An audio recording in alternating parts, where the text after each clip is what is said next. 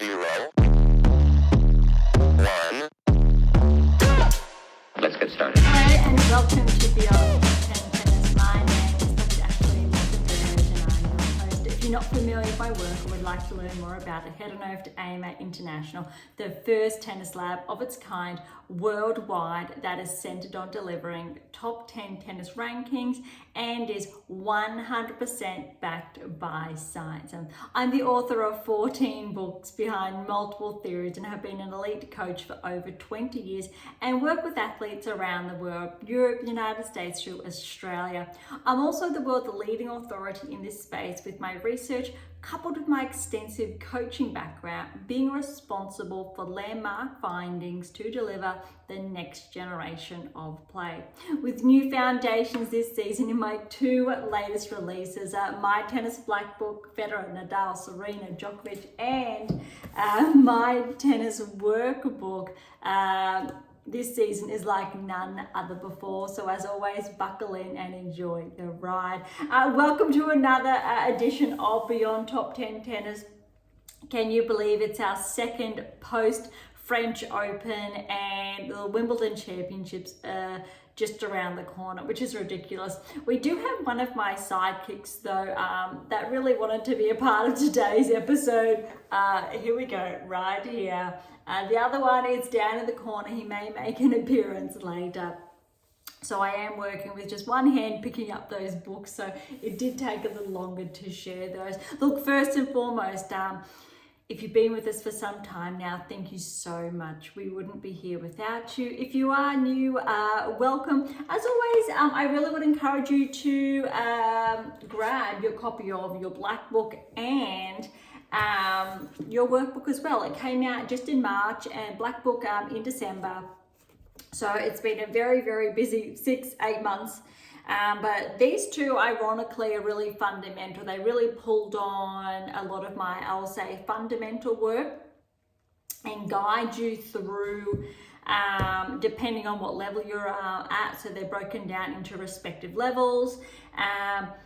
And they really should be, one should be on your side table, one should be in your tennis bag. And if you have been following your Black Book this week, you should be up to, for example, week 3 of block 6 tasks, and you've got your individual topic this week. So if you are familiar, you get your brand new topic every fortnight. You've got your additional chart work at the back of each block, but your workbook is really shares more for that you can pen down. So your matches, your results, your additional notes,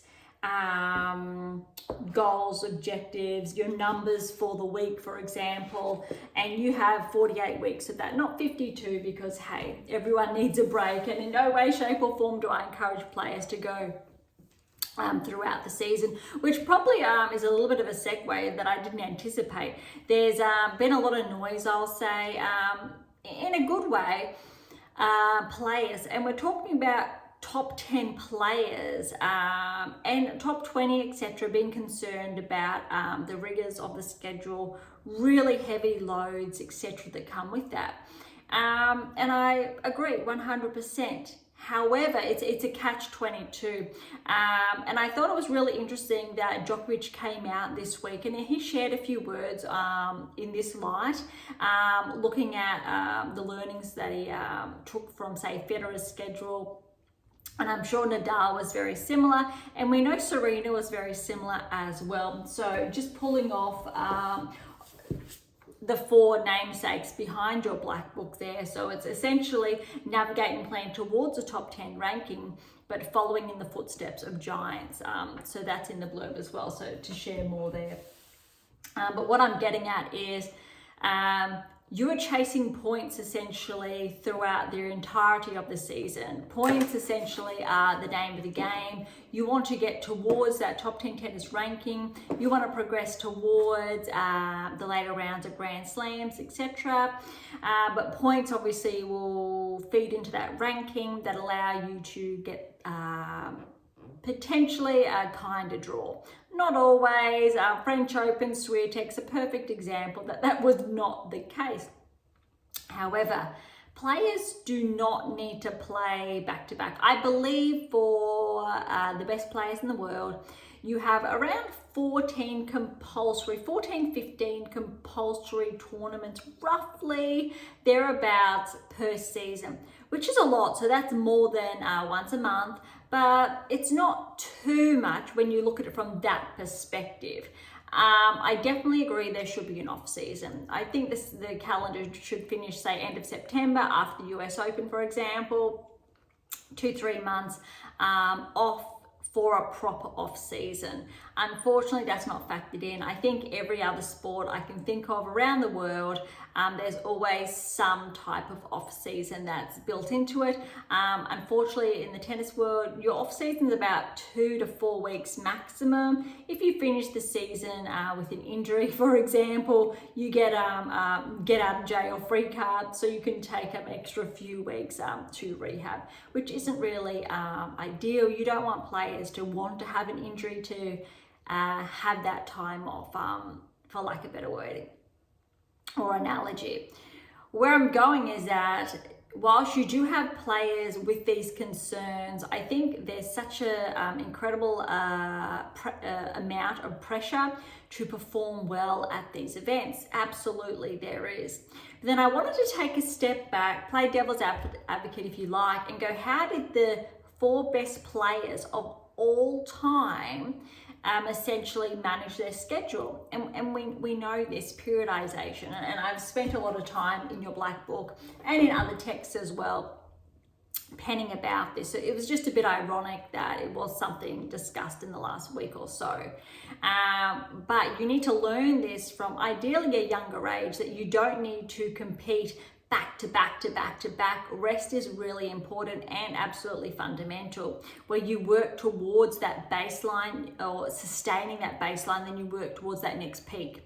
Then you're going to have a drop off naturally to rest and reset, work towards that next peak. So it does ebbs and flows, but that's the nature of, whether you want to call it human physiology, human nature as well, what you need to do. A player who has a baseline and they peak and they want to maintain that peak, they're going to wear out. You don't have enough recovery time, that will happen. But over time, you get that baseline up and up and up. Look at Djokovic, for example. That baseline has afforded him to still maintain a top 10 ranking, for example. Or for the best part of the last 15, I'll say 15 years. I won't say 20, I'll just say 15 years to be safe. Similar with all other players. You've got a number of players who've been in the top 10 for a lengthy amount of time, which is sensational, because they have that solid baseline. But what I find is really interesting, you've got Sabalenka, for example, who has that baseline. She's not winning everything, but she's still making really good deep runs, absolutely deserving of the #1 ranking. Gauff, our new French Open champion, for example, she actually didn't perform that well last season in comparison to, say, a Sabalenka Swiatek. That's why they were really leading the charge. And then, so she really just settled on that baseline. Then she finished the year strong, WTA finals champion. Really, she got that peak. And it was really clever. Djokovic, before the clay court season, didn't play too much, or won Geneva, went to the French Open, played some pretty good tennis. Okay, but it's about learning those curves. Alcaraz, Senna, very similar. Swiatek last season, a very good argument, had a blockbuster first 6 months. Clay court season, huge back to back. Hence why she suffered, unfortunately, the consequences of those points by not being able to have as equal parts a brutal schedule. But the ranking, it has to give at some point if you want to integrate those rest periods. And I've shared this in previous episodes, the second half of the season, it'll be really interesting to see if Swiatek will be able to regroup and perform well in the later half to get those points, where players, for example, like Sabalenka, Zhang, really got those rewards last season with those points. Paolini, we even saw her drop off. Understandably, Wimbledon French Open finalist, had a huge year as well. And I think that's it's a really interesting discussion, Players who have enough points that are secure, great. But other players, they only have so many points that they're really holding on to.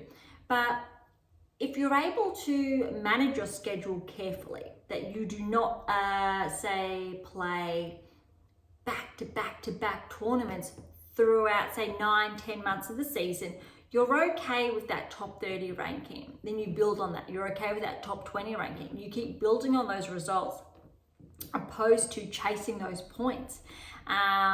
Long term, there's a very big reward for your body as well. Unfortunately, I understand there are certain demands for players to play additional tournaments. Catch-22 there. I really encourage players then to push back. Look at what's right for your schedule. What's your goal? Is your goal ranking specific or is it Grand Slam specific? If it's Grand Slam specific, Masters 1000 events specific, you can work towards your peak leading up to those events, whether it's 8-10 times maximum, say, per season.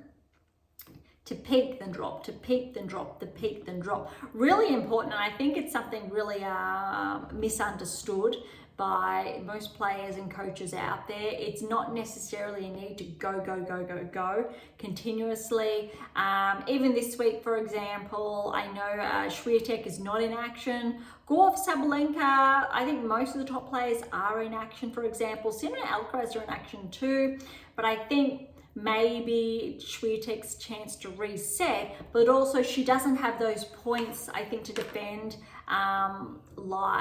She didn't play, I believe, this week last season, so the pressure's not there to defend those points, where a lot of the other players actually still did play. So I think from that perspective, it's relatively smart not adding to her schedule just for the sake of points when you want to refocus for performance to do well. Irrespective of your ranking, the goal is how far you'll go in an event, in a tournament, opposed to the chasing of those points, which you can see a lot of players unfortunately are doing. Now, I don't want to detract from, I think, the importance of securing those points, getting those points. I get it. You want to get those points. You want to shift that ranking, progress that ranking so you get easier entry into events. But you really need to consider there's a trade-off there, which I don't think often is looked at. Yes, once you are inside, I'll say the top 50, there shouldn't be, or you shouldn't feel like there's a trade-off. You have direct entry to those Grand Slams, work on those peaks at Grand Slams, and then yes, the 500s, 1000s. If you're not inside the top 50, I totally get it. You need to chase those points to get that ranking up, to make sure you're not, say, facing a top 10 player in the first round. From that logic, sure. But you should be doing that in the earlier years of your career. Once you've reached a solid baseline you can progressively build upon, that's when you really need to slow down. So the argument here is for top 10 players, top 20 players even, you don't need to play back-to-back. You need to carefully balance, manage that schedule. A lot of players do this, though I'm just a little bit concerned. There's been a bit of noise of players being concerned about the demands of the schedule. And I think we need to take a step back. That said, I understand players who are, I'll say, physiologically capable of playing back-to-back tournaments. That's great. There's actually an unhealthy advantage there. And players who are not capable, who are more susceptible of injury, maybe are a little bit envious because you're going to get more points than them potentially. But there's a very big warning there, a word of caution, because if you are playing back-to-back now, your body can handle it now. You want to make sure you're not setting yourself up for failure in 2, 3, 4 seasons to come. You want to build in a really good rhythm to your schedule that you're comfortable repeating for the next 4 or 5 years or more to come. Anyway, that's a really interesting discussion. If you've got questions on that, please do send them through. I'm happy to do my best to answer them, but that's why we're seeing a divide there, top 20, top 10 players, who some are regressing almost intentionally, which isn't a bad thing. Others, that's not the case, but it really does feed off the previous season, so 2024 season in this case, how those points stacked up, what they need to defend, what points they need to look at adding, or if there could be a consequence there. I understand both WTA Tour, ATP Tour respectively, unfortunately fine players if they do not play. I 100% disagree with that. If an elite player cannot, they really need that extra rest, I think the tours should allow that. Absolutely, that should not be the case. But I think we will see some mixed results because it is grass court season now. And ironically, I don't think I've really taken the time, surprisingly, to step back and review the grass court season, I'll say as closely as I have this season. And what's really shocking is that there's only a number of tournaments really they need to play. There's about 2. No more than 2, and then you've got one potential lead up before Wimbledon, and then you've got Wimbledon, and after Wimbledon you don't need to play on grass anymore, which is really, I think, upsetting, but it's really ironic because you're going from a surface potentially easier on your body, clay court, to one that is arguably not as easy on your body, grass court. Mind you, I'd argue hard court is harder on the body. That said, I think grass, you're more prone potentially to injury because you've got such a short period to adapt. Whereas you look at the clay court season, you essentially have 2 months to adapt, to find your groove, and then you have a Grand Slam. You've got 2 to 3 weeks maximum, and then a Grand Slam. Not ideal. I would think that you really should have that 4 to 6 week period on grass, just to find that rhythm, that groove on the surface, and then at a very minimum, it should be a 2-month block. I think the grass court season, opposed to the that 4 or 5 week period at a maximum at this stage. I don't think that really is fair, and it really goes to highlight why a lot of players struggle to convert, because they are hesitant about potentially causing harm or an injury. That said, really interesting when you're looking at, again, the likes of Djokovic, Federer, Serena, Nadal being able to transition. So there's absolutely zero argument there from that, but it's doing the right thing. Because if you do not have the right fundamentals, I'll say the key technical parameters integrated into your game, absolutely you're setting yourself up for probably, I won't say failure, but a greater risk of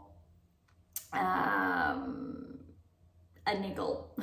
I'm trying to be very gentle with that wording there. So from the works, and again on AM8 International, the 8 keys, one of the ones in the background, 7 keys, then you got one of the blue ones, 8th key. You can see a pile in the background. That's a little slight project that I'll talk about maybe next week. We'll see, but that's an interesting one there. That's in the works. So where I'm going at is, the difference, and even from a data scientific perspective, you know the difference to players that understand the 8 keys and perform well on the grass because their performance shows. But I think from where I'm going is that grass is a very short period, takes a big toll on a player's body, and I'd love to see it longer.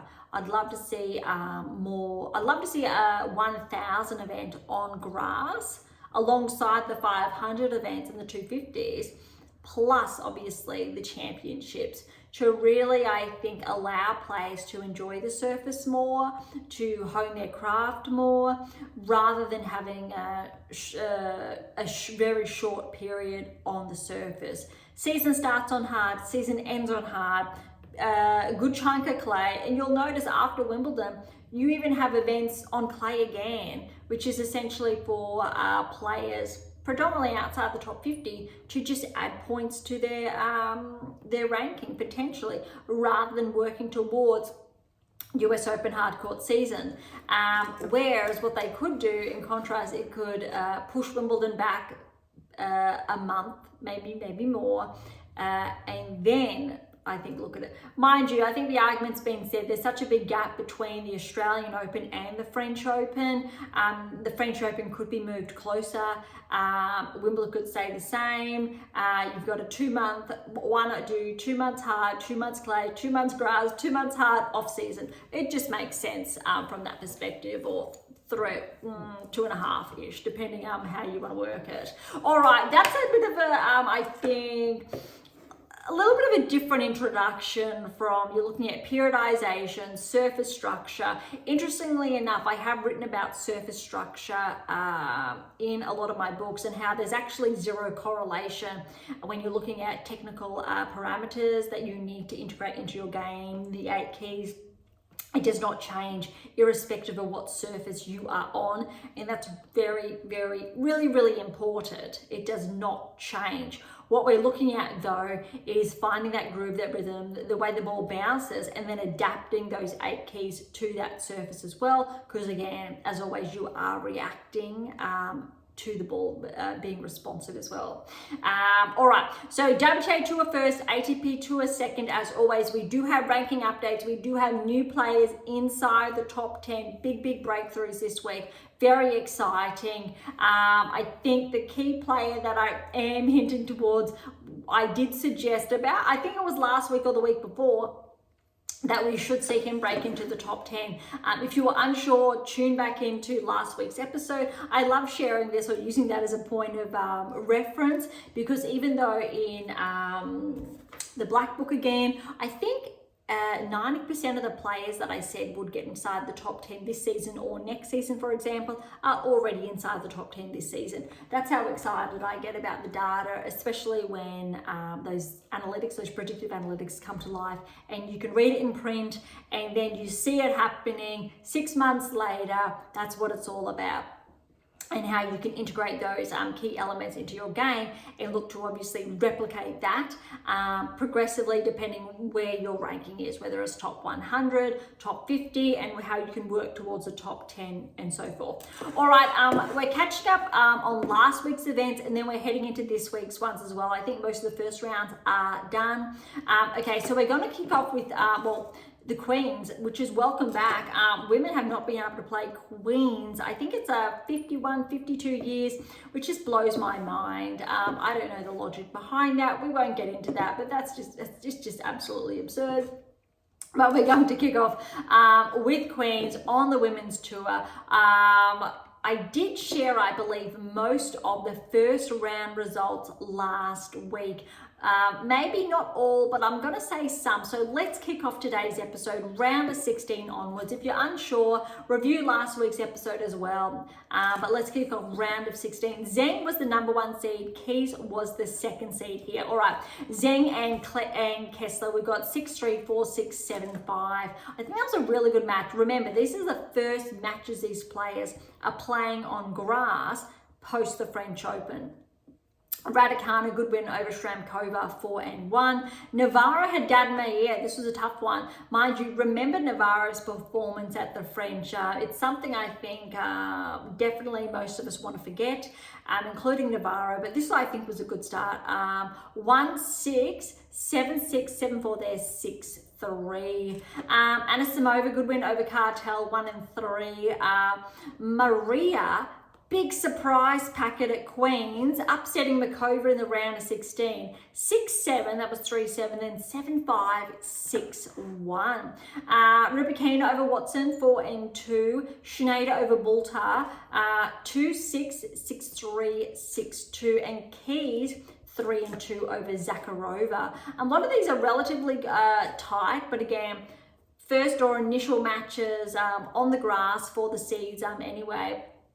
Second for other players, and it's going to be interesting to see how they find their grooves, how they move along, especially this week and the following. All right, Zheng and Raducanu, a bit of a blockbuster for the quarterfinals here, but Zheng came through 2 and 4. Really liking how Zheng's been playing, how she's transitioned from the clay, and she had some really solid results there as well.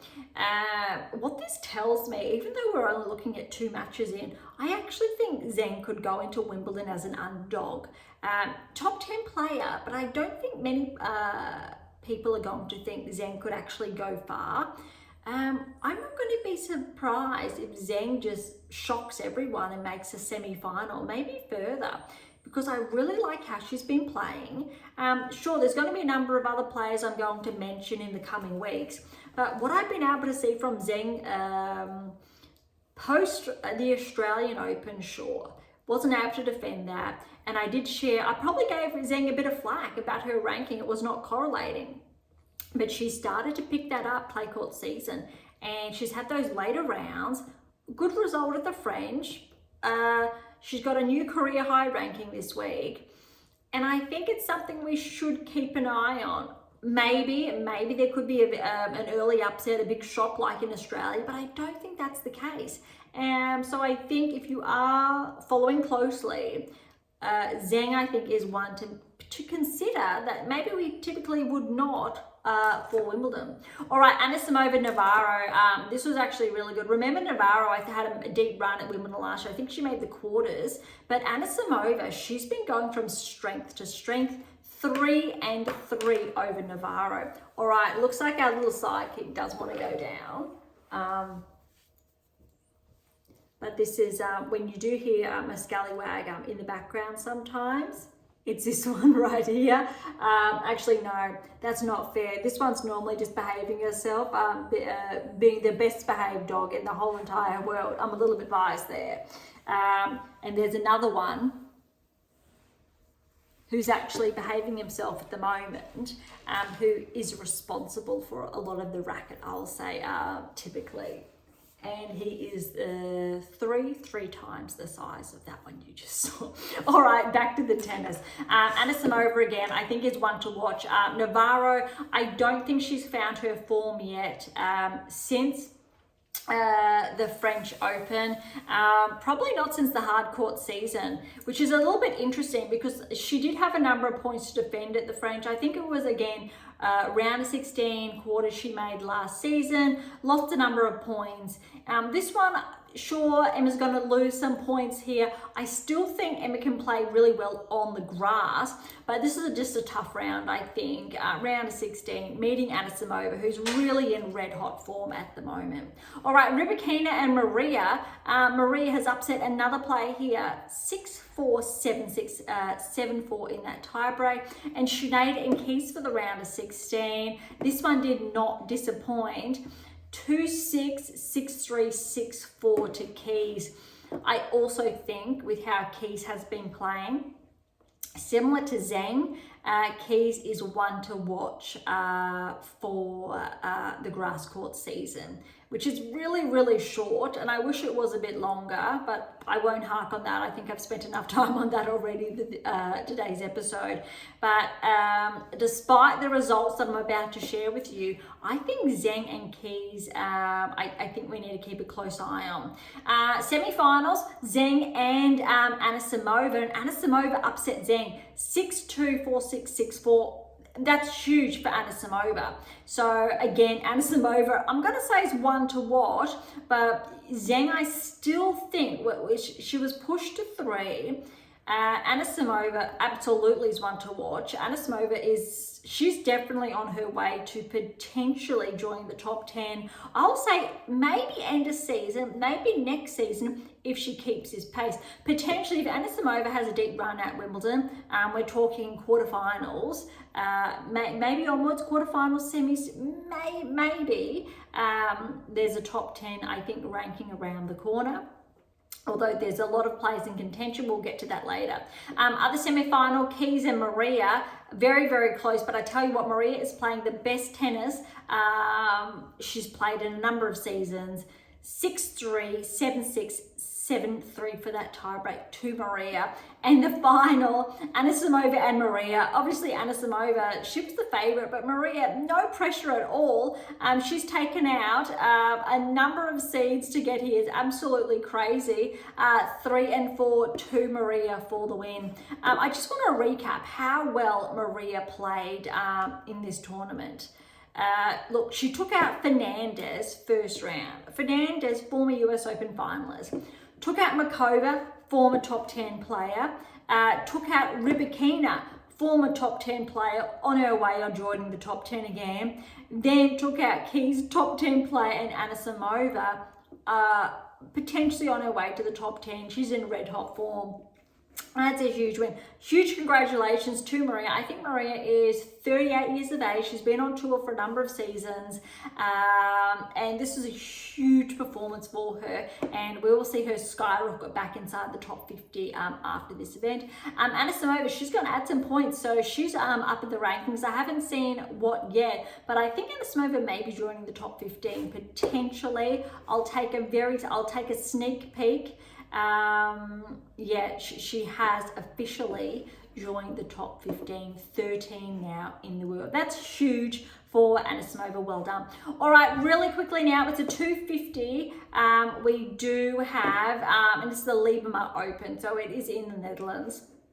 Again, Samsonova was the number 1 seed. Alexandrova is the 2nd seed. We did go over most of these, I think, last week, but also part of me saying a lot of this wasn't completed. So let's go through it really quickly. Samsonova fell to Brandstein in 3. So Brandstein with the win there. As always, I apologize for the mispronunciations.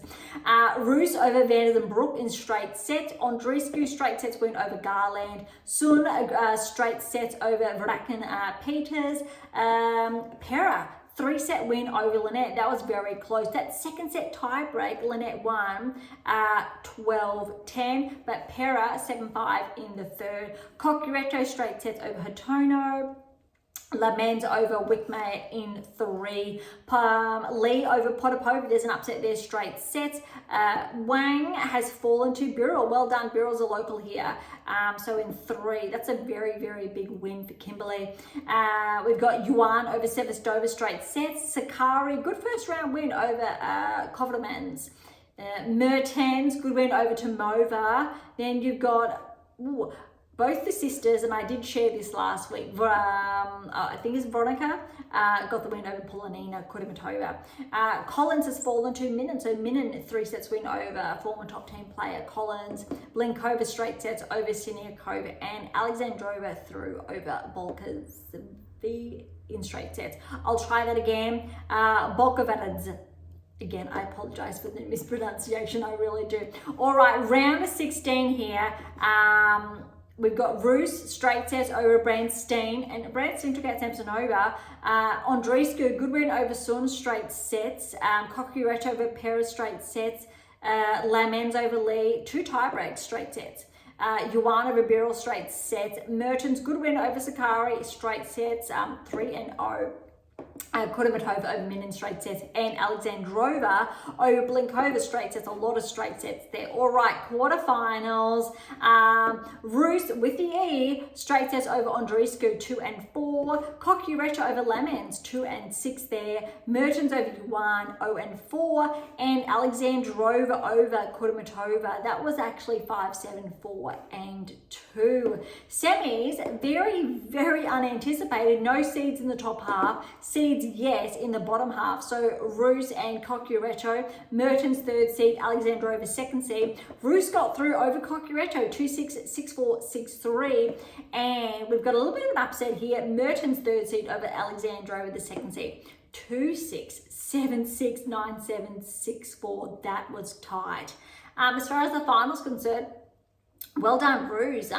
This was actually very, very close, but Mertens with the win here, 6-3, 7-6, 7-4 for that tiebreak. So we should see Mertens bumped up in the rankings as well. Former top 20 player, and I'm sure Mertens there, she's getting close. Oh, she's just up one there, so 24. I thought maybe we could have seen a little bit more. All right, they're the events for last week, but there was a 125 really quickly. Iala's in here and Marinino. And Marinino is the 8 seeders, upset Iala in the first round in 3 sets there. And I thought that one was really interesting. And no, that was the quarterfinals. Both of them pushed through too. So Iala did get through to the quarterfinals, fell to Marino in 3. Looking at any other players that potentially we have noted that have been tracking lately, doesn't look like that is the case. Stadabotsiva, she fell early in the first round. We have touched on her results previously. And Jackie Moe, remember her performance from the French, she's fallen in the second round. And Gulbik, second seed, she's made her way through also to the quarters. So as far as the semis are concerned, we've got Gulbik and Jovic and Nev and Marino. So Marino, who upset Iala, she got through over Nayev, 6-3, 4-6, 6-2 to make the finals. And Jovic has upset Gulbik, the second seed, Love and 3. And really interesting, I'm going to say there, Jovic is the one, after taking out the second seed, she's taken out Marino, the 8th seed. So another unseeded player having a huge week, 6-1, 6-3. Not too sure about Jovic's ranking, but we will have a look at the rankings very soon. All right, so that was just the 120, that was 125, my apologies, that was last week. 2 events now this week, Berlin and Nottingham. Berlin is a 500 and it is a jam-packed field. We have a lot of the first round matches that have been they're essentially done. Round of 32, so a number of the top players do have buys. I want to say it's the top 4 seeds do have buys. So Sabalenka's in action. We've got Masarova with a win over Kenin, 3-2. Siniakova, good win over Tomova, 1-2. Rybakina over Kruger, 6-3, 7-6, 7-3 for the tiebreak. Paolini with the bye. Jabeur over Dolhide, 7-6, 7-5, 6-1. Schneider over Vekic, 2-4. A first round upset, both, I'm going to say, Grand Slam champions. Vondrousova over Keys, 7-5, 7-6, 8-6 in that tiebreak. That was close. We got Frech has upset Ondreeva. Bit surprising here. Well done, Frech. 2-6, 7-5, 6 love. Ondreeva's been playing a lot of tennis this season, so I think this early round exit is going to do her some good to take a bit of extra rest. Anisimova keeping that momentum going, winning over Andreescu, 4-3. Samsonova got the win over Osaka, but in 3-6, 7-6, 7-3, 6-4. Pegula with the bye. Badosa over Lies, 1-3. Navarro over Kostyuk, 2-3. Wang has upset Kazakina, 3-2, and Gorf with the bye. Really interesting there. Round of 16. We've got a number of Grand Slam champions in action. Obviously, some seeded, some not so seeded. Paolini and Jabeur, that's going to be a big round of 16 clash. Schneider, Vondrousova, big round of 16 clash. Frech, Anisimova, Samsonova, Pegula, Badosa, Navarro, Wang, Gorf, and Sabalenka has Masarova. Was almost going to be Kenin, who we know has a Grand Slam to her name, because the Grand Slams just keep going around the last couple of seasons. So that's actually really interesting. Big points on the line for the 500, but also we've got a number of players on the cusp of the top 10, but also players just inside the top 10. So this time next week, we may see a couple of changes there going on, which are really going to be prime to get those points in prior to Wimbledon to get, I guess, that key seeding. All right, the other event is Nottingham. It is a 250, so smaller tier event, smaller field. Haddad Mayer is the number 1 seed, and Torsen is the second seed. I'll quickly go over all of the first round results. Haddad Maguire has fallen to Kessler, so well done to Kessler in 3, 7-5, 6-7, 3-7, 7-5. Zhu over Sasnovich in straight sets. Cartel straight sets over Jin. Bulter over Sun in straight sets there. Potenceva over Klugman straight sets. We've got Shramkova in 3 over Seidman. It was very close. Look at this. 7-6, 7-2, 4-6, 7-6, 8-6. That is close. All right. Jones over Dart, straight sets.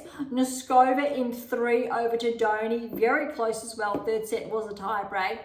Fernandez over Lamens in 3. Buxa over Starobutseva, straight sets. Ruzic over Bronzetti in straight sets. Yastremska's upset Danilovic, I'll say, in straight sets there. Well done, Yastremska. Lynette over Iala, 4-3. And we've got Zhu over Volnets, straight sets. Blinkova over Rakimova, straight sets there. And Torsen, straight sets win over Birrell. Right, nothing we can really pull from that at this stage. Not many too surprise packers, but I'm curious as well to see both in Berlin and in Nottingham the players who are going to progress. Let's say quarters, semi-finals through to the finals, and if there are an additional key metrics we can look at going into the championships, because again, it's a pivotal period, very short period, so we need to be, I think, very, very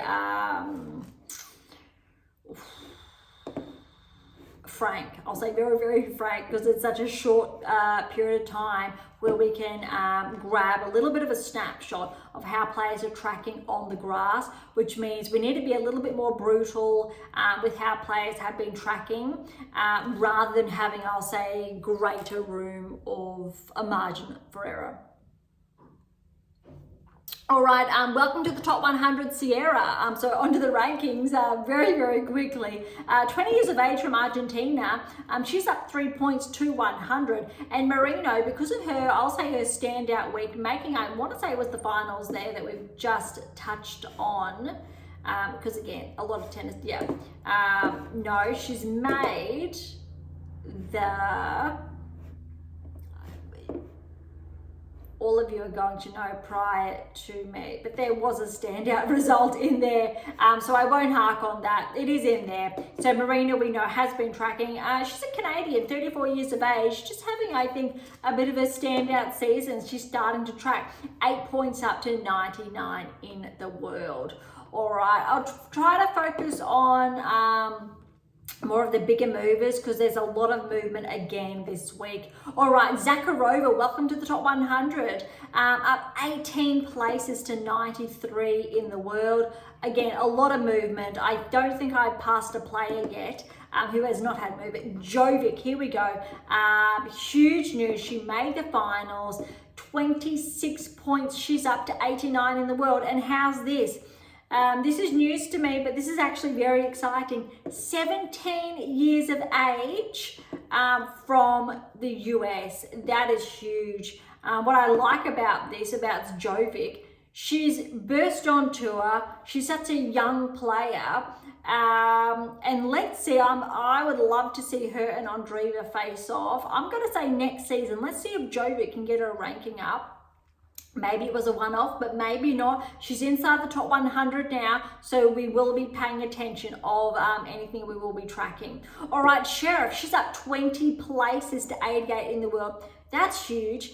Unfortunately, I want to say a few weeks ago, Sheriff had a bit of a drop in the rankings, but back inside the top 100 to 88 in the world. Great to see. All right, Paredes Diaz, a 19-point progression to 85 in the world. Great news as well. Big, big bumps. Tomova's back 7 to 83. Again, small movers. Birrell's back 10 to 79. There we go. The only player that has not moved this week actually is Iala. She's 77 and is steady there. Again, a lot of movement. Minans are back 6 to 72. More movement, but small movements. Boyson, for example, is back 2, but has not played, to 67. Lee, she's back 12 to 65. Again, Lai, she's back 2 to 62. De Boer's back 7 to 61. This time last year, top 10 player. That's how quickly things can change.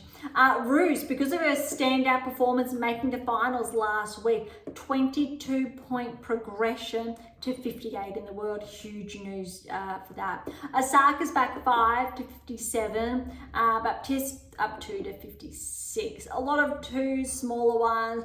Pavlyuchenkova's up 2 to 54. Collins up 2 to 53. Again, top 10 this time last year.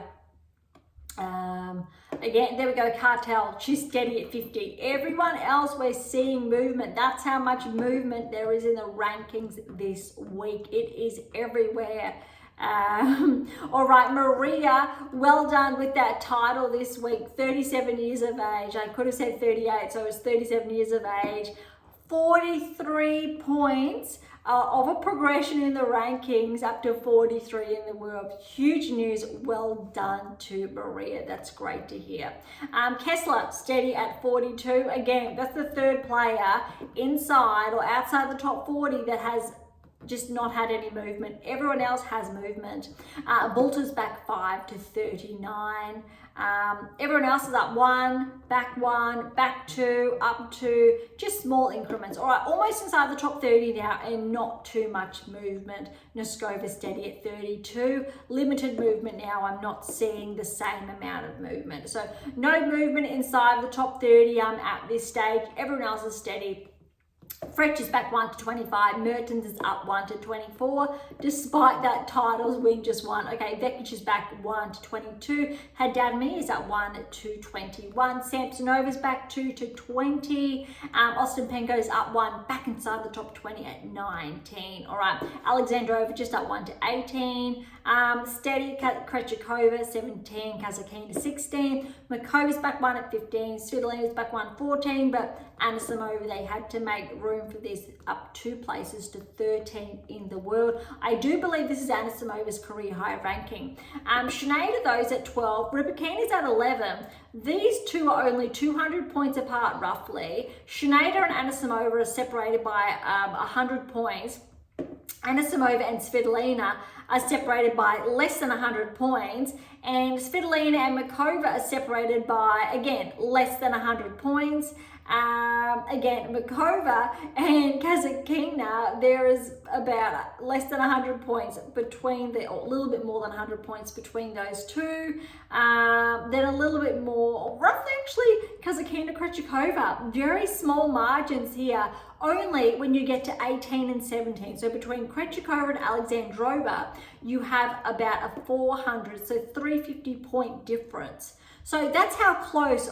You got 7 players vying for a top 10 ranking, and all they need is a 500 points. We're looking at roughly, if we go 2, 3, yeah, we're looking at about 500, 600 points. That's all it's going to take. Badosa, all right, she's 200 points ahead of Rybakina, roughly. And Navarro is literally ahead by 13 points. Badosa and Navarro, they're separated by 13 points. To put that in perspective, Navarro's been up 1 this week, Badosa's back 1. So they've just traded places. What's really interesting, actually, is Swiatek is back 1 point or a ranking point this week to 8 in the world. That has to be, I think, her lowest ranking in, I want to say 4 seasons, maybe 5, 4, 5 seasons, since she took, I think, over, well, no, not so much, 4, 5 seasons. It's a really big hit, but again, it's only because she simply did not defend, win Roland Garros, made the semi-finals, win Madrid, look, she was playing okay, or win Rome, was playing, you know, okay. I believe she made semi-finals in one of them, if not both. I'm not 100% sure, because there's, again, a lot we've been reviewing. So that doesn't necessarily correlate with her performance. It's just recent results at this stage. But there is 1,000 points or about 900 points separating Navarro from Swiatek. So unless one of these players wins back-to-back 500s, makes the finals of the championships at Wimbledon, relatively safe there, we can say. Andreeva, though, is back one at 7 because Keys, because of her standout week, is up 2. So she's back to 6 in the world.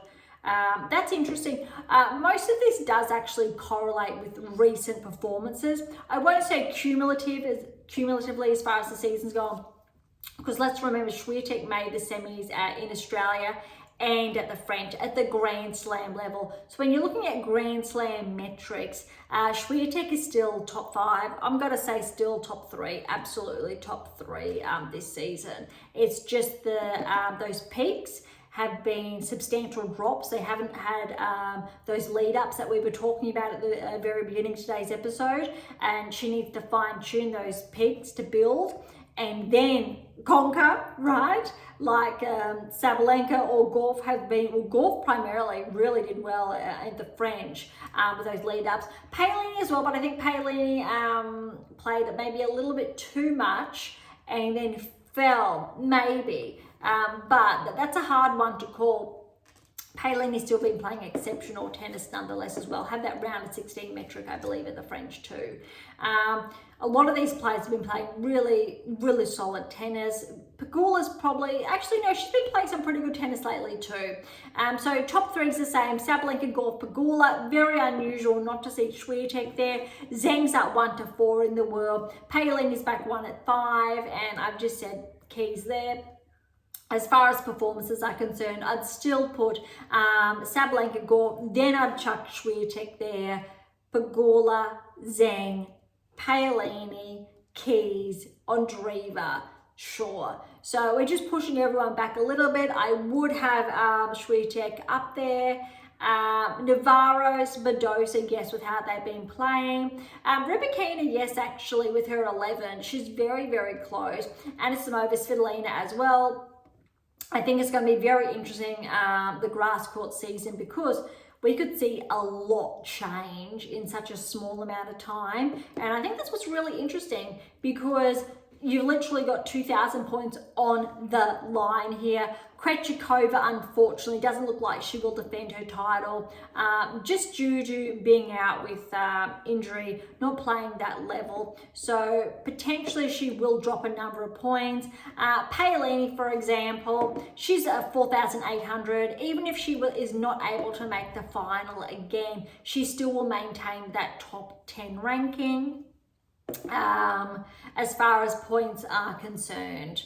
So it's a catch-22 when you have a huge season, back-to-back finals, or you make a semi-final of the Grand Slam but you can't defend your title.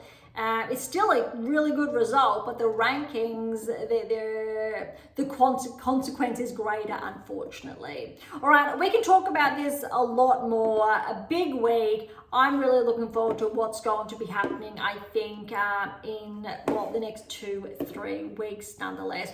All right, let's head on over to the ATP Tour. Today's episode is already a little bit longer than anticipated. All right, similar amount of tournaments as the WTA Tour. Let's kick off. We've got, I believe it's a 250, the Boss Open. I think there's 2 250s this week or last week, and we've got double 500s. This week. So 250 Boss Open in Germany. Zverev's the number 1 seed, and I believe it is, Fritz as the 2nd seed. We've got good news for a number of these players. Top players have the buys. I don't think any of this was underway last week. Actually, I think we did recall a number. So what we're going to do, we're going to kick off with, I believe, we'll kick off with the round of 16 results. I'm just checking or going through a number of them there, which means we will be able to review all the seeds in action, which means Zverev. So again, first match is back on the grass. Zverev over Mute, 6-2, 7-6. 9-7 in that tiebreak. Nakashima over Team, 7-6, 7-5, 6-3. Shelton over Herbert. 7-6, 7-4, 7-5, lots of tie breaks here. Lecheka over Struff, 4-5. Engel was a wild card, has upset Mitchelson, the 7th seed, 4-4. Agor Elisame, good win over Mpeshi Pericard, 4-4. Fuchsovich is a qualifier, he's upset Rindenek, 7-6, 7-4, 6-3, and Fritz over Howells, 6-3, 7-6, 8-6. That is a lot of tie breaks for a round of 16. All right, quarterfinals, Zverev, good win over Nakashima, 5-4. Shelton over Lecheka, 4-4, another good win. We've got Olisame over Engel, 7-6, 7-3, 6-3. Fritz over Fuchsovich, 3-4. Good to see all seeded players in the semi-finals, and I'm getting a bit excited about this. All top 4 seeds are in the semi-finals. Again, we don't typically see that. So when that happens, it's a very, I'll say, healthy metric for all players involved. All right, Zverev, Shelton, Fritz, and Agor Elisame. Zverev with the win over Shelton, but check this out, 2 tie breaks. We've got a 10-8 and then a 7-1 there. Well done, Zverev. Fritz over Agor Elisame, 6-4, 7-6. 7-5. That metric for Shelton, remember that, because that result, semi-finals, the Boss Open, is the breakthrough he needed to break into the top 10 this week. That is the exciting news this week. Ben Shelton inside the top 10, and I do believe this is the first time we have seen 3 American male players inside the top 10 for a number of seasons. That's a really cool metric, I think, nonetheless, considering. All right, so that is well done, Fritz, Zverev for the final before I get carried away. Fritz has upset Zverev 6-3, 7-6, 7-love for that tiebreak. Best tiebreak Fritz has played, it must be all season. I have not seen a whitewash like that against Zverev in a final. That is huge news there. Well done, Fritz. That really will, I think, give him a little bit more room in the rankings, a bit of comfort there. All right, so Fritz and Zverev will be bumping up their points, I believe, this week. Let's have a little bit of a sneak peek, and yes, both Zverev and Fritz have added to their tally. So it wasn't necessarily points they were defending from this time last season. All right, so that is the Boss Open. Over to the Libema Open. So it is in the Netherlands, and it is a 250 as well. Medvedev is the #1 seed. Humbert is the 2nd seed. So we do have a number of players that actually did rest this week or last week that are in action this week. All right, I don't believe we did go through first round results of the Libema Open last week, so we will dive into that now. Medvedev with a bye. Marino was a lucky loser, but he got through over O'Connell 1-3. Opelka, lucky loser, got a 3-set win over De Jong. 6-7, 5-7, 7-6, 7-5, 6-2. Jarry over Daderi, 5-7, 6-4, 7-6. 7-3, Popram with the bye. Berge over Blocks, 6-3, 1-6, 7-6, that's a 7-3. Lajal qualify over Dejeri, 2-4. Bautista Agut fallen to Hercax, a 7-6, 7-2, 6-4. Thompson, good win over Kovic, 4-4. Diallo over Vukic, 5-6. That tiebreak was 7-2. McDonald is a qualifier, got a good first round win over Belushi, 6-1, 6-7, 4-7, 6-3. And Kakanakov with a bye there. Borgere, 7th seed, good win over Basavetti, 7-6, 7-2, 6-2. Vertayen over Echeverry, 7-6, oh my goodness. 8-6, 7-5. Evans over Hijakta, 3-6, 6-4, 6-3. Humbert with the bye. Oh my goodness. Those tie breaks are tongue twisters. All right, round of 16, we've got Medvedev, good win over Marino, 7-6, 8-6, 6-4. A lot of these ones are really close. Remembering, all these players I'm mentioning, especially the seeded ones, first time on the grass or first matches on the grass. Other ones I've mentioned, obviously we're talking about, they've just had one match with those first rounds. All right, Opelka over Jari, 7-6. That was 7-5, 6-3. Berge is upset Poprin, 6-7, 3-7, 6-2, 7-6, 7-3. Would have expected Alexei being on the grass to come through, but well done, Berge. That is an upset. Lajal's got a walkover. Hopefully Hercax is okay for Wimbledon. Thompson has been upset by Diallo. Diallo has been tracking lately though. 4-6, 6-1, 7-5. Kakanakov over McDonald, 6-3, 5-7, 7-6, 7-4. Borges got a walk over there over Tayan. And Humbert with a win over Evans, 5-3. Wow. All right, so as far as the quarters are concerned, we do actually only have 4 seeds left. So the middle of the draw really has opened up. We've got Medvedev. He's fallen to Opelka. So Opelka's gone through 2 tie breaks and both scores were 7-5. That's a really big one. Bergs over Lajal. Again, 2 tie breaks. Those scores were 7-2, 7-4. Diallo has upset Kakanakov 7-6, 8-6, 6-4.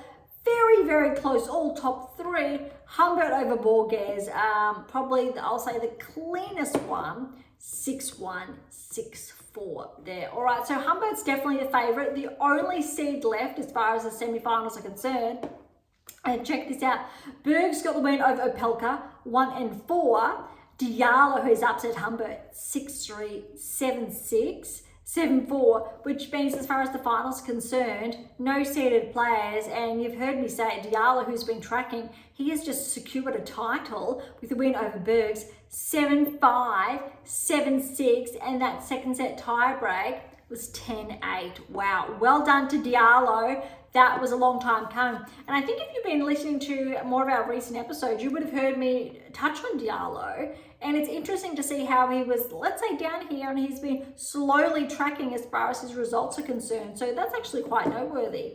All right, so we've done all the events, or the 2 events last week on the ATP Tour, the Libema Open and the Boss Open. So this week we have Queens, so the men's Queens. Flashback a number of seasons ago, it has to be one of the favourites, I will say that.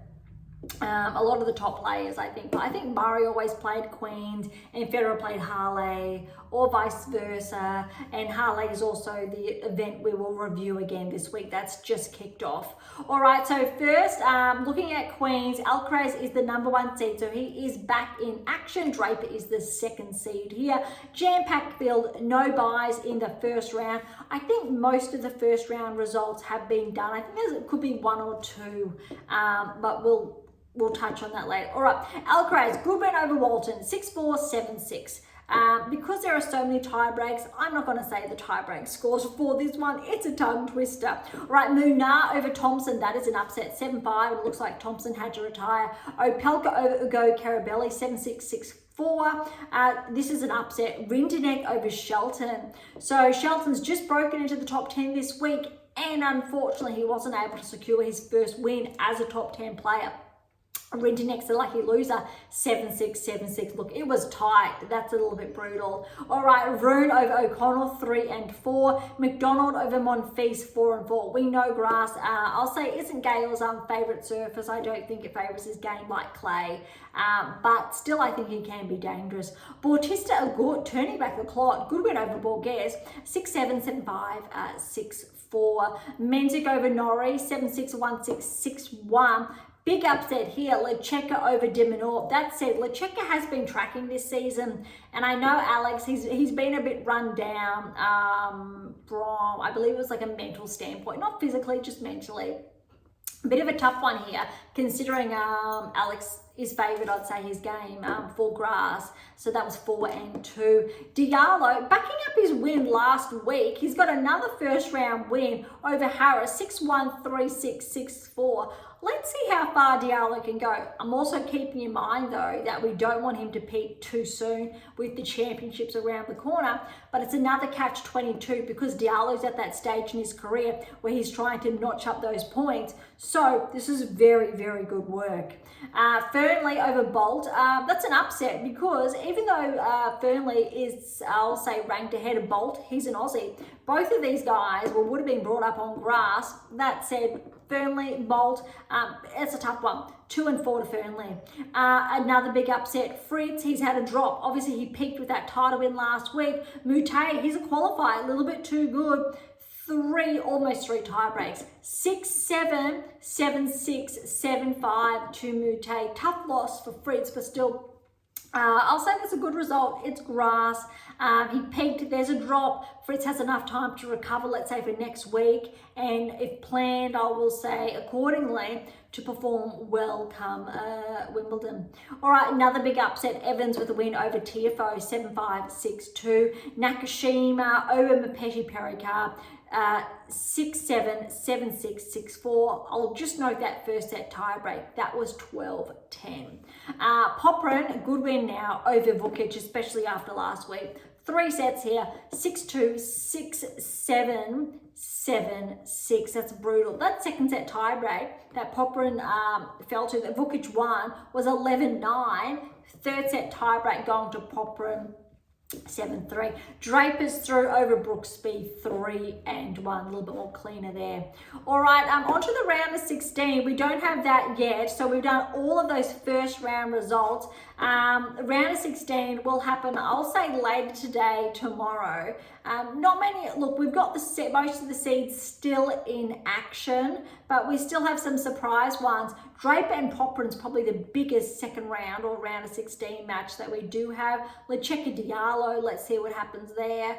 Rue McDonald, Alcaraz Buna, and a number of others. So that's, I think, ones to watch. All right, let's quickly head on over to Halle. So Queen's is a 500 and so is Halle's a 500. So a number of points on the line now for a number of players. We'll have a look at that shortly after these first rounds. All right, in Halle, Sinner is the number 1 seed and second seed is Zverev. So look, Zverev's been playing back-to-back. Note that Zverev and Fritz played last week, but Sinner and Alcaraz did not. In all fairness, Sinner and Alcaraz did have that huge French Open final. They deserved an extra week rest. In contrast, obviously, other players did not, just from that perspective. That said, other players still, I'll say a hefty schedule. All right, Sinner, first match on the grass over Halfman, 7-5, 6-3. Bublik over Mueller, 4-4. Madison over Kekimovic, 6-7, 6-4, 6-4. Macaque over De Jong, 7-5, 3-6, 6-3. Rublev over Offner, 3-4. Echeverry over Martinez, 1-3. Lissame over Dejeri, 6-3, 6-7, 6-1. Berge and Kakanokov, they still need to play. Michelson has upset Cirilundo, the 5th seed, 2-6, 7-5, 6-4. Tsitsipas over Dairy, 6-4, 3-6, 7-6. Howells over Bonzi, 4-4. Medvedev over Altama, 3-3. Remember Altama's standout result at the French Open. So that is not as easy as maybe it potentially was anticipated to be for Medvedev. Shapovalov over Humbert, that's an upset there. 6-4, 4-6, 7-6. Caboli's upset. I'll say Fonseca, well, not so much an upset. Fonseca did get a wild card. Caboli's been playing some good tennis this season. 5-7, 7-6, 7-6. Those tie breaks was 7-3, 10-8 in that third set. So that was really close. Sinigo over Struff, 3-2. And Garon and Zverev, they still need to play. So 2 standout matches that still need to play. So that's a big one. I think as far as round of 16 ones are concerned, look, Shapovalov and Caboli, that one's going to be interesting. Let's see how Medvedev goes. Mitros and Tsitsipas will face off. Ogor Lissame is going to have the winner over Bergs and Kakanokov. Keep in mind, Bergs had a really good week last week. I think Sinner and Bublik, after Bublik's result, and Sinner at the French Open, that actually could be interesting. Also, given Bublik's serve and how well that will favour him on the grass, that's going to be interesting. Yes, Sinner's game, I think, is also going to be favoured on the grass, but I'm quite curious to see how Bublik picks up after, I think, his results at the French Open. All right, so that's it on the ATP Tour this week. Let's head on over to the rankings now. I don't think there is as much movement on the ATP Tour this week as the WTA Tour. There was a lot of movement. Yeah, so no, there isn't. Quickly reviewing it, but let's dive in. All right, Duckworth, he's had a 6-point regression, so he starts us off at 100 in the world. A lot of small movement there, so I'm going to go over that. Nardi's up 4 to 94 in the world. A lot of movement in this area. We've got Gaston, he's back 10 to 87 in the world. Most other players are relatively steady in this range, just up 1 or back 1. Opelka, though, is probably the biggest one here, a 12-point progression to 75 in the world. He's had a pretty good week, and his serve really is playing dividends. Remember, I want to say it was Australia, he had an issue with his wrist where he couldn't keep playing, something along those lines, but looks like that's been looked after, especially, I think, with the timeout he had to rehab. Again, most players just small. We've got just ones ups or ones downs, so small regressions, small progressions. Here we go, Fernley, 11-point regression to 60 in the world. A lot less movement than the WTA Tour, definitely. All right, Darderi's back 8 to 56 in the world to Billow, just up 1 to 55. Berge, with his standout week he had, it's up 14 points to 49 in the world. Goffin's up 2 to 50.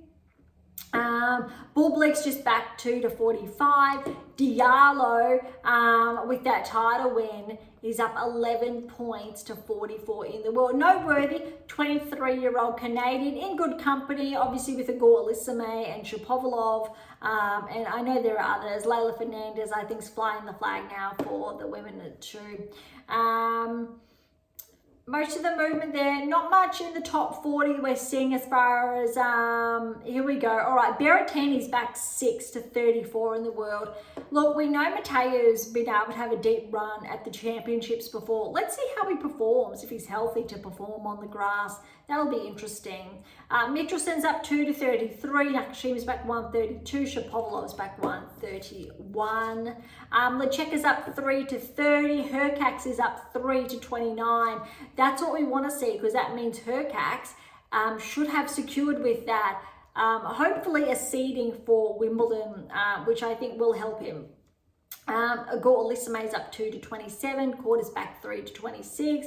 Tsitsipas is up 1 to 25. All right, a lot of movement here. Kaboli's up 1 to 24. Makak's back 1 to 23. Kakanakov's up 2 to 22. All right, top 21 actually has not changed too much.